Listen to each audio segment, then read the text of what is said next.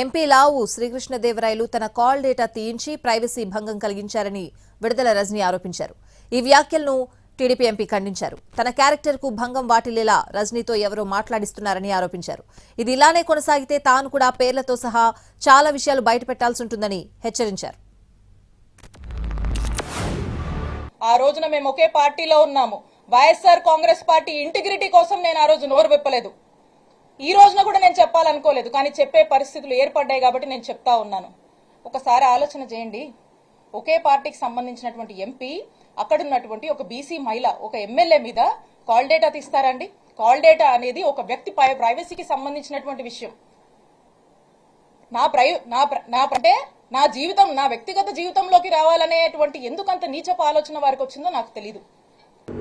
ఏదైతే character assassination కానీ, topic డివర్షన్ కానీ, ఇవన్నీ కూడా మీకు ఎవరో బ్రీఫ్ చేస్తూ ఉన్నారు. ఈవిడ చెప్పినట్లు నిన్న అబద్దాలు చెప్పడం అనేది నాకు చేత కాదు.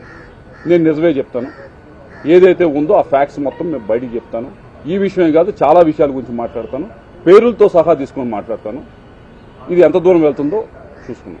మా ఇంట్లో వాళ్ళు తీర్చకపోతే ఆ విధంగా తీస్తాం మనం. ఇది దౌర్భాగ్యమైన ఆరోపణ.